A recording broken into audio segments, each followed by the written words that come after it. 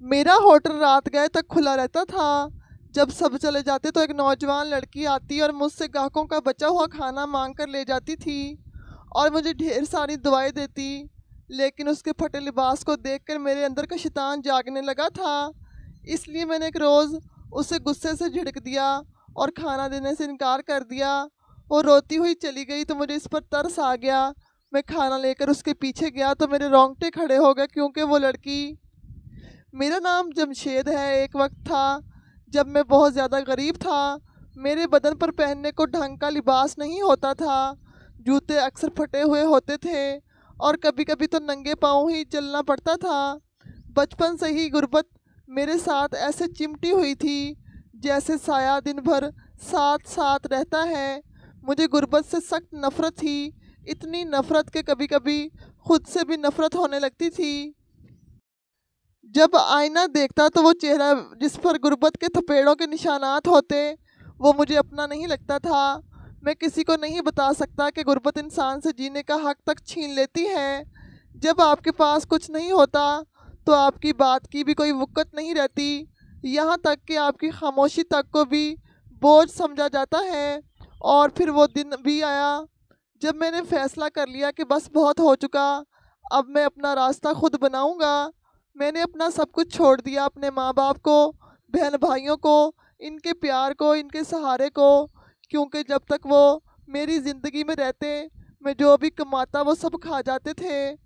مجھے گھر کا بڑا بیٹا کہا جاتا تھا، لیکن یہاں وہی بڑا ہوتا ہے جس کے پاس پیسے ہوتے ہیں، جس کے پاس عزت ہوتی ہے، اور میرے پاس نہ پیسہ تھا نہ عزت تھی، بس ایک حسرت تھی کہ کبھی میری بھی اپنی ایک پہچان ہو۔ میں نے جب یہ سب چھوڑا تو دل پر پتھر رکھ کر چھوڑا تھا۔ ماں کی وہ آنکھیں جو ہر صبح میرے لیے دعا کرتی تھی، باپ کا وہ جھکا ہوا سر جو ہمیشہ مجھے اپنا مانتا تھا، بہنوں کی وہ ہنسی جو میرے چہرے سے اپنا رنگ لیتی تھی۔ میں نے سب کچھ پیچھے چھوڑ دیا اور ایک اجنبی شہر کی طرف نکل پڑا، جہاں نہ کوئی جاننے والا تھا نہ کوئی سہارا تھا، بس ایک جنون تھا جو ہر وقت میرے دل میں جلتا رہتا تھا۔ میں نے سب سے پہلے ایک چائے کے ہوٹل پر کام شروع کیا۔ دن بھر برتن دھونا، جھاڑو لگانا، میز صاف کرنا اور گاہکوں کی باتیں سننا، یہی میرا معمول تھا، لیکن میں خاموشی سے سب کچھ سیکھ رہا تھا۔ میں نے دیکھا کہ کھانے میں کیا چیز اہم ہوتی ہے، مسالے کیسے لگائے جاتے ہیں، چاول کیسے دم پر رکھے جاتے ہیں، سالن میں رنگ کیسے آتا ہے اور چائے میں خوشبو کیسے شامل کی جاتی ہے۔ میں نے 2 سال تک بغیر کوئی چھٹی کے کیے کام کیا، دن رات ایک کر دیا، اور جب کچھ پیسے جمع ہوئے تو میں نے چھوٹا سا ٹھیلا لگا لیا جہاں چاول اور سالن بیچتا تھا۔ پہلے پہل لوگ نہیں آتے تھے، لیکن پھر میرے ذائقے کی خوشبو نے سب کو کھینچ لیا۔ میرے ہاتھ میں نہ جانے کیا بات تھی کہ ایک بار جو کھا لیتا وہ دوبارہ ضرور آتا تھا، اور پھر میری قسمت بدلنے لگی۔ میں نے وہ ٹھیلا ایک چھوٹے سے ہوٹل میں تبدیل کر لیا۔ وہاں صرف 3 میزیں تھیں اور ایک چولہا، لیکن دل سے کھانا بناتا تھا۔ دن میں 10-12 لوگ آتے، لیکن رفتہ رفتہ ان کی تعداد بڑھنے لگی۔ لوگ کہتے کہ تمہارے ہاتھ میں جادو ہے، اور پھر کچھ ہی عرصے میں نے ایک بڑا ہوٹل بنا لیا جہاں 25 قسم کے کھانے بنتے تھے، سالن، بریانی، کباب، نہاری، حلیم، فرائی مچھلی اور بھی بہت کچھ۔ میرے ہوٹل پر نہ جانے کتنے لوگ کام کرتے تھے، باورچی، ویٹر، صفائی کرنے والا، اکاؤنٹنٹ، سب موجود تھے۔ میں نے ہر کسی کو تنخواہ وقت پر دینا سیکھا، کیونکہ مجھے پتا تھا کہ غربت کیا ہوتی ہے۔ میں خود بھی ایک وقت غریب تھا، لیکن اب میں چاہتا تھا کہ میرے ہوٹل پر کام کرنے والے کوئی بھی شخص اپنے بچوں کے سامنے شرمندہ نہ ہو۔ میرے ہوٹل کے سامنے ہمیشہ درختوں کی لائن ہوتی تھی، ہر طرف سے لوگ آتے تھے، کچھ کھانے کے لیے، کچھ دیکھنے کے لیے اور کچھ سیکھنے کے لیے، لیکن جب رات ہو جاتی تھی ہوٹل کے دروازے بند ہونے لگتے تھے، کھانے کی آخری پلیٹیں بھی ختم ہو جاتی تھی اور عملہ صفائی میں مصروف ہوتا تھا، تب ایک لڑکی آتی تھی۔ وہ لڑکی پہلی بار جب میرے ہوٹل پر آئی تو میں نے اس پر غور نہیں کیا، لیکن وہ بار بار آنے لگی۔ اس کی عمر کم تھی، لگ بھگ 17-18 سال کی ہوگی۔ اس کی آنکھوں میں عجیب سی چمک تھی۔ وہ خوبصورت ضرور تھی، لیکن اس کے کپڑے، جوتے اور چال ڈھال سے صاف لگتا تھا کہ وہ بہت غریب ہے۔ مجھے غریبوں سے نفرت تھی کیونکہ غربت نے مجھے میری ماں سے دور کر دیا تھا، میرے باپ کی بے بسی دکھائی تھی، میری بہنوں کی شادیوں میں رکاوٹ بنی تھی اور میری خودی کو مارا تھا۔ اس لیے جب میں نے اسے دیکھا تو دل میں ہمدردی تو بالکل نہیں تھی، بلکہ ایک حقارت سی محسوس ہوئی۔ لیکن وہ آتی رہی اور آ کر یہی کہتی کہ اگر کچھ بچا کھچا کھانا ہو تو دے دیں۔ وہ کہتی کہ کوئی بچہ بھوکا ہوتا ہے، وہ یہ کھانا لے جائے گی۔ وہ شاپر ساتھ لاتی اور میں اسے وہ کھانا دے دیتا جو لوگ اپنی پلیٹوں میں چھوڑ دیتے تھے۔ کبھی آدھا نان بچا ہوتا، کبھی کچھ چاول، کبھی کوئی بوٹی، لیکن یہ سب وہ کھا لیتی یا کسی کو کھلا دیتی تھی۔ میرے لیے وہ صرف ایک صفائی کا بہانہ بن گئی تھی۔ میں سوچتا کہ چلو اچھا ہے، گند بھی ختم ہو جاتا ہے اور وہ لے بھی جاتی ہے تو ہمیں کیا فرق پڑتا ہے۔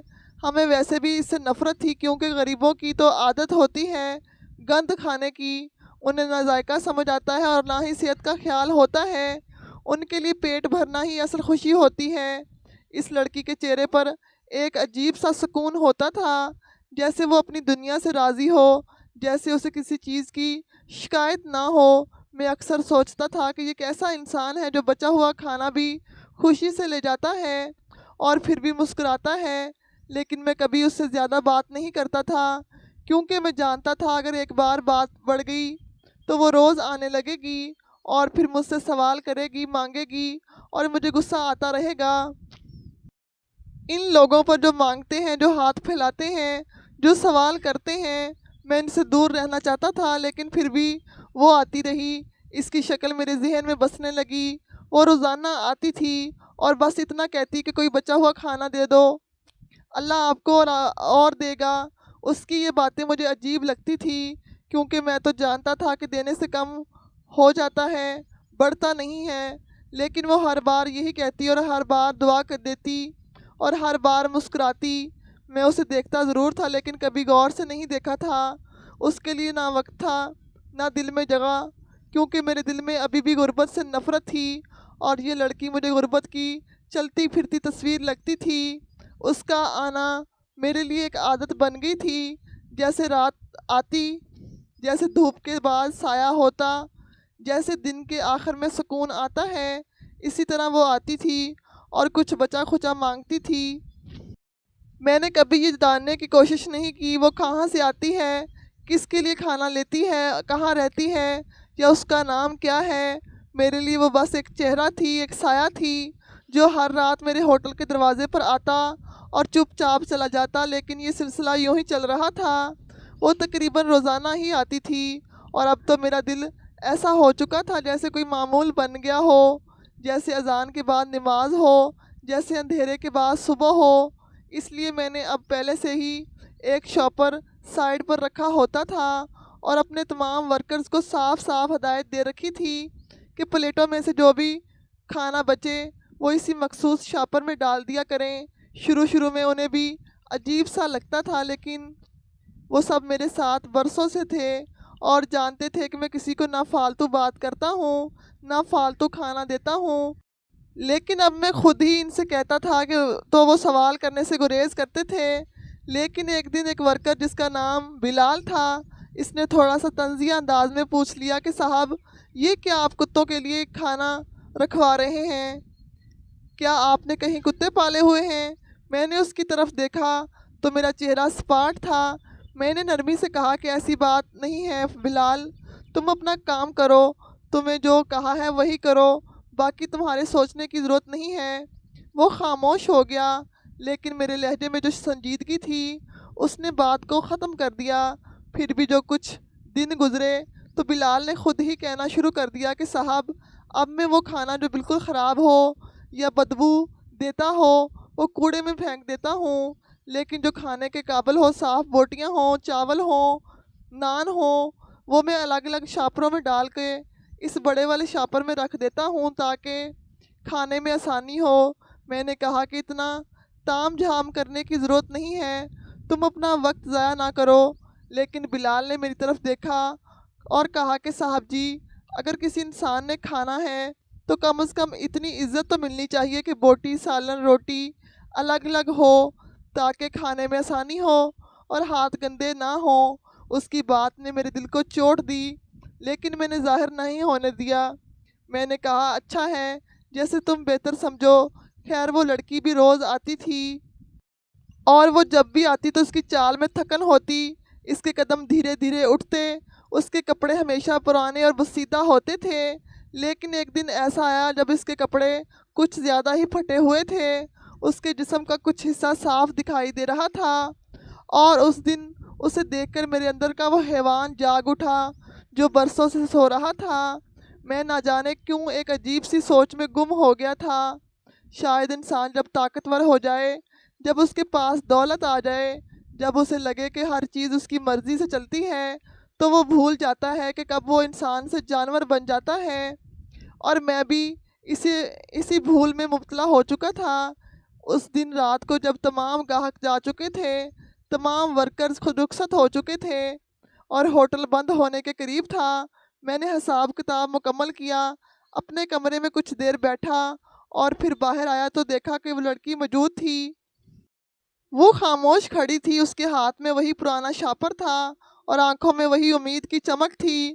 میں نے اندر جا کر شاپر نکالا اور تھما دیا، لیکن اس بار میں رک گیا۔ میں نے اس سے کہا کہ روز آتی ہو، کچھ مانگتی ہو، کچھ نہیں کہتی ہو، آج ذرا رک کر بات کرو۔ اس نے تھوڑا چونک کر مجھے دیکھا اور سر جھکا لیا۔ میں نے اس سے پوچھا کہ تمہیں پتہ ہے کہ میں تمہیں کھانا کیوں دیتا ہوں؟ اس نے سر ہلایا لیکن کچھ نہیں بولی۔ میں نے کہا کہ میں تمہیں کھانا دیتا ہوں کیونکہ مجھے تم پر ترس آتا ہے، لیکن تم نے کبھی سوچا ہے کہ میرے لیے کیا کرتی ہو تم؟ میں تمہیں کیوں کچھ دوں؟ یہاں دنیا میں کچھ دو اور کچھ لو کا اصول چلتا ہے۔ تم روز آتی ہو، مانگتی ہو، لے جاتی ہو، لیکن بدلے میں تم مجھے کیا دیتی ہو؟ میں کیوں تمہیں بلا وجہ کھانا دوں؟ تم میری کیا لگتی ہو؟ یہ کھانا کیا تمہارا حق ہے؟ جب میں نے یہ الفاظ کہے تو وہ گھبرا گئی اور اس کی آنکھوں میں خوف جھلکنے لگا۔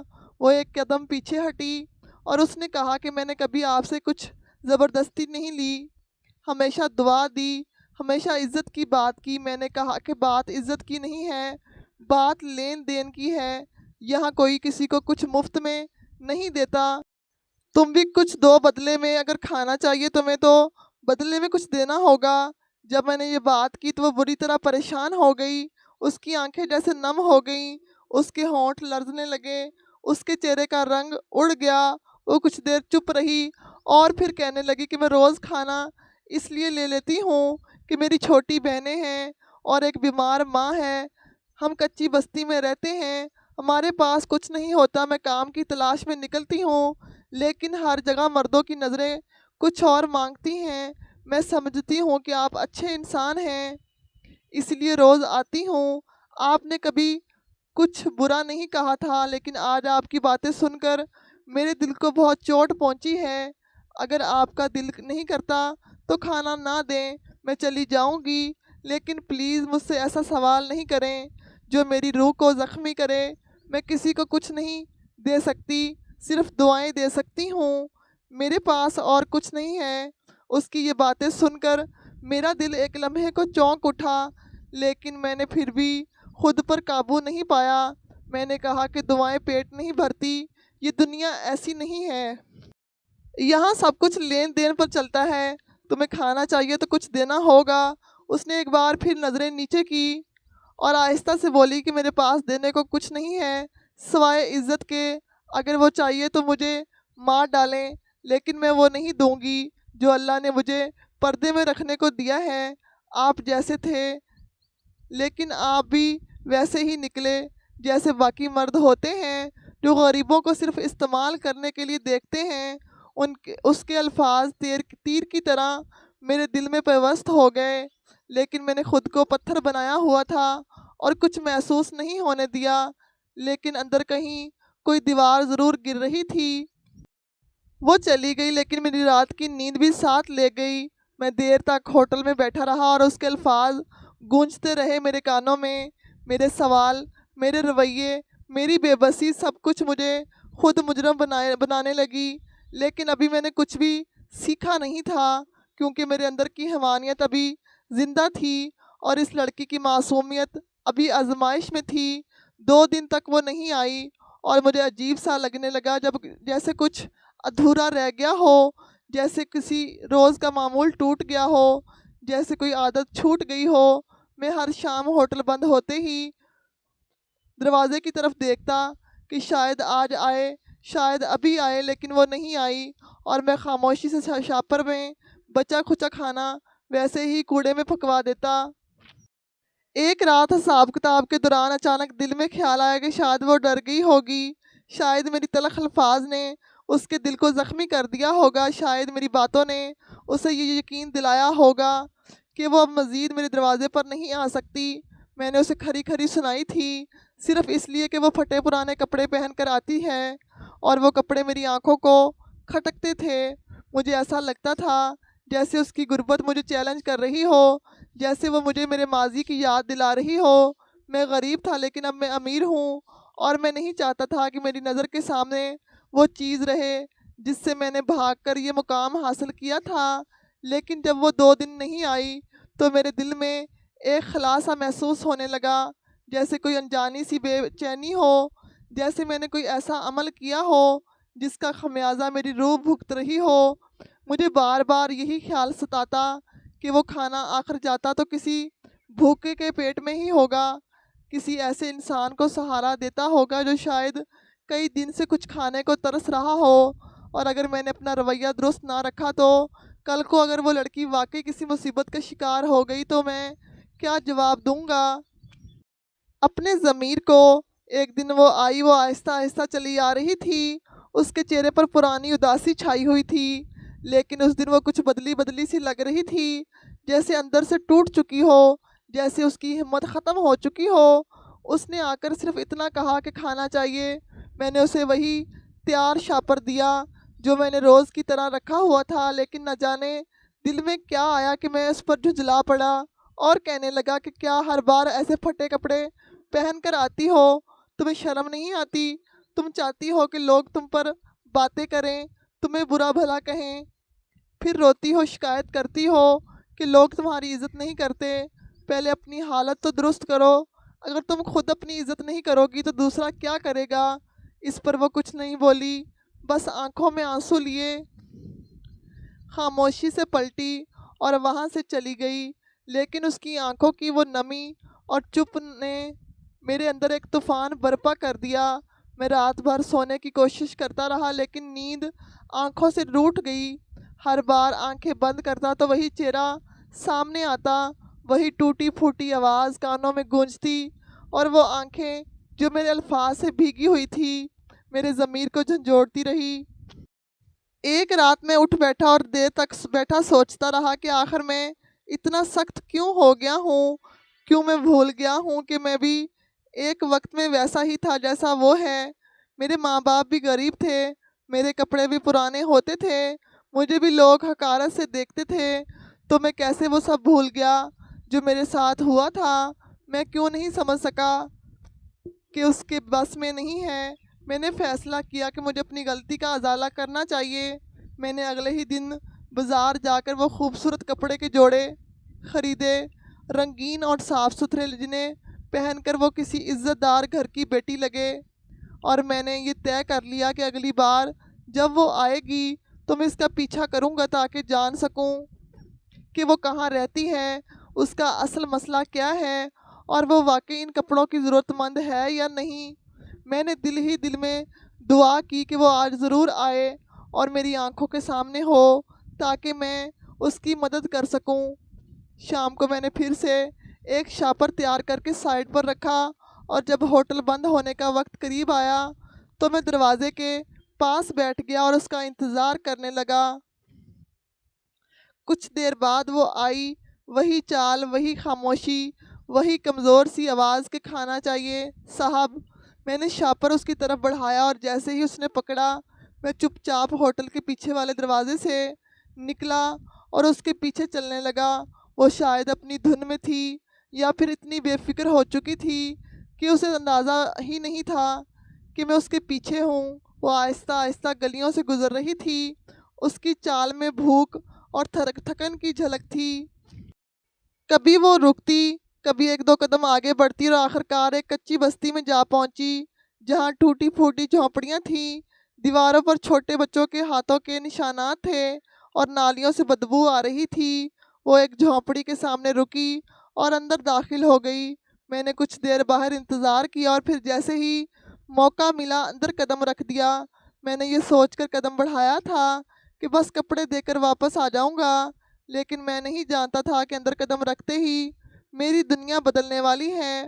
میں نے جھونپڑی کے اندر قدم رکھا تو سامنے کا منظر میری روح کو چیر گیا، لیکن جب میں اس گھر میں داخل ہوا تو میرا قدم جیسے زمین میں دھس گیا۔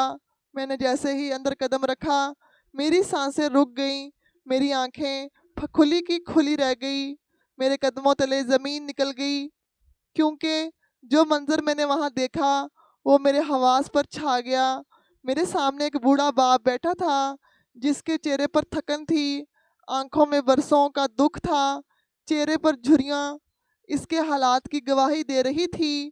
ایک طرف ایک بوڑھی ماں بیٹھی ہوئی تھی جو اپنے گھٹنوں کو دونوں ہاتھوں سے تھامے شدید درد کی شدت سے کرا رہی تھی، اور کچھ چھوٹے بہن بھائی تھے جو ایک پرانے سے کپڑے پر بیٹھے خوشی خوشی پلیٹوں میں کھانا کھا رہے تھے۔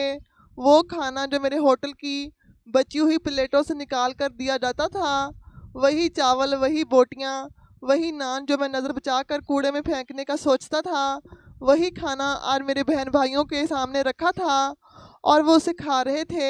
ان کے چہرے پر عجیب سی خوشی تھی، ایک بے گناہ سی معصوم خوشی، جیسے برسوں بعد کسی نے انہیں خوشبو دی ہو، جیسے کئی دنوں بعد کسی نے انہیں عزت کا احساس دلایا ہو۔ لیکن میری آنکھوں سے آنسو بہہ رہے تھے اور میں کچھ بولنے کے قابل نہیں رہا تھا۔ میرے آنسو کسی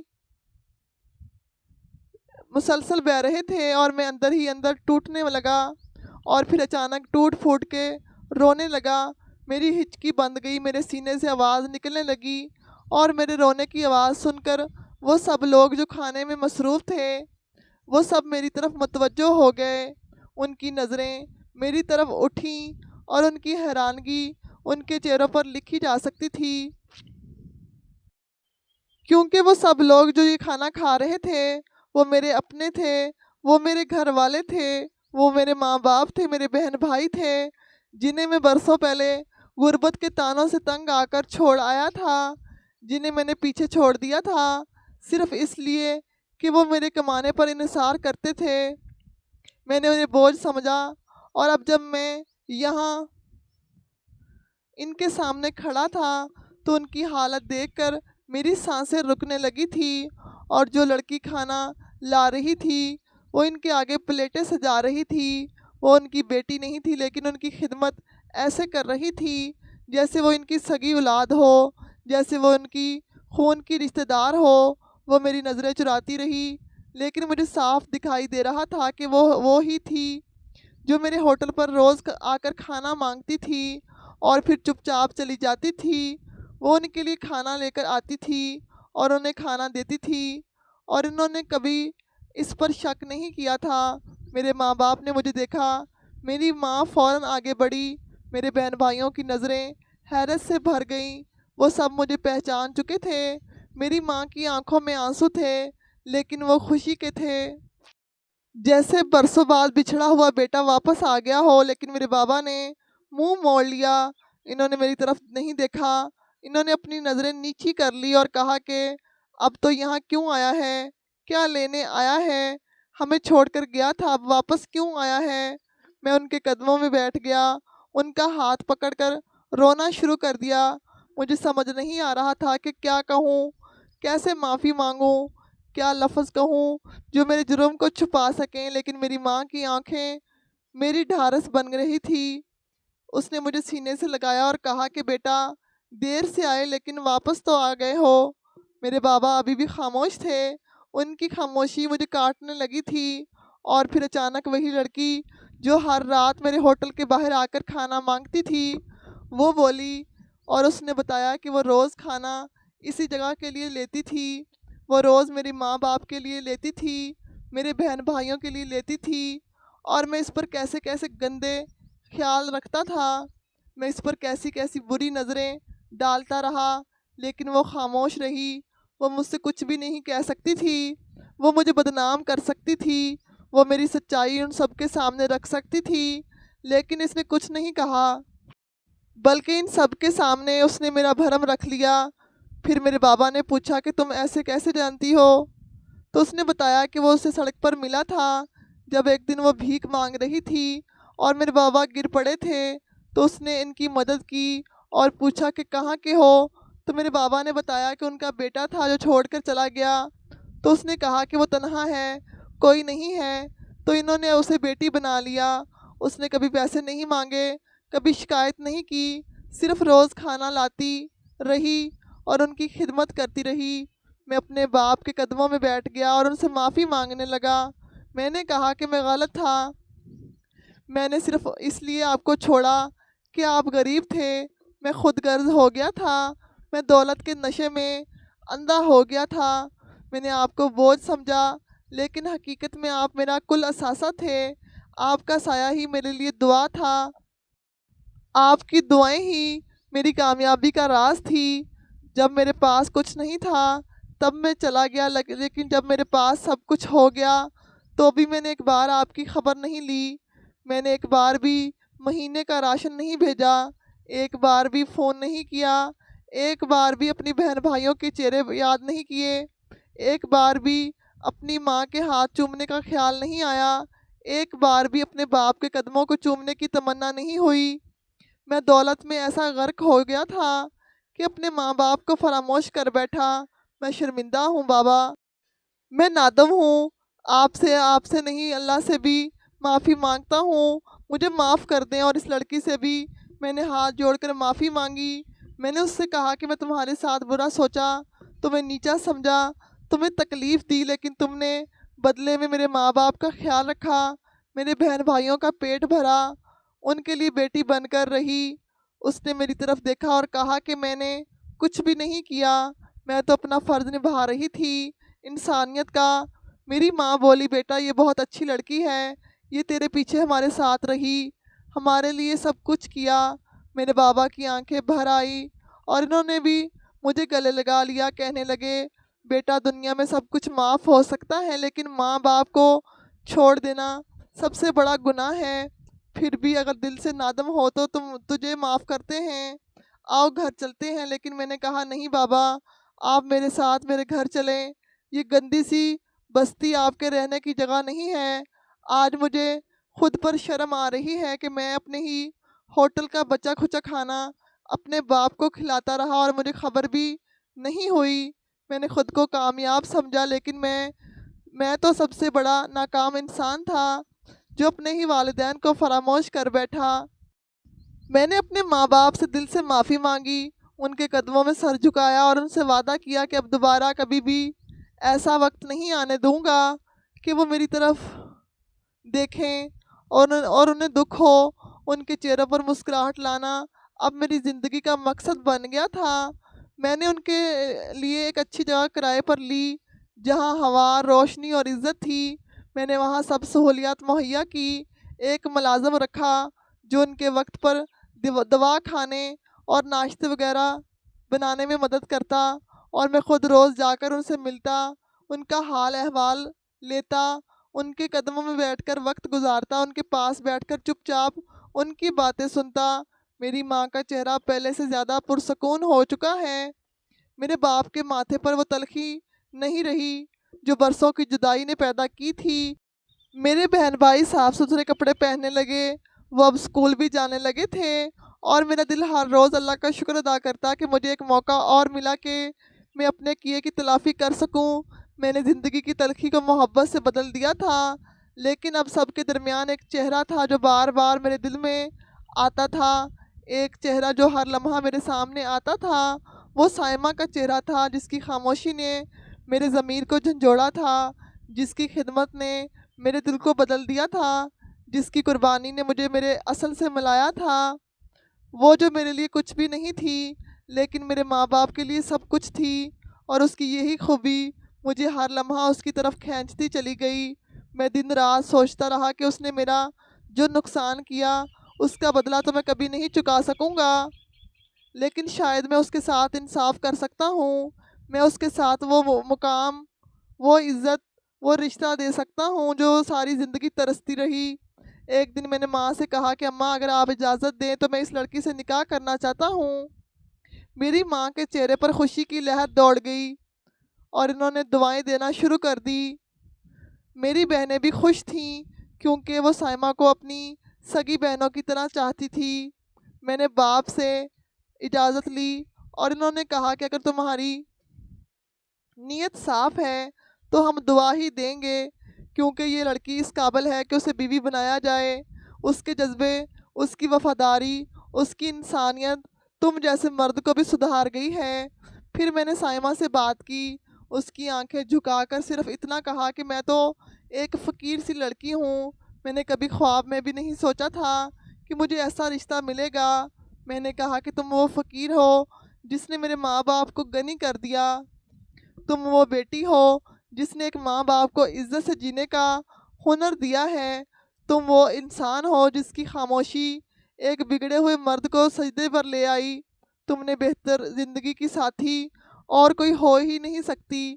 سائمہ کی آنکھیں نم ہو گئیں اور اس نے خاموشی سے رضامندی ظاہر کر دی۔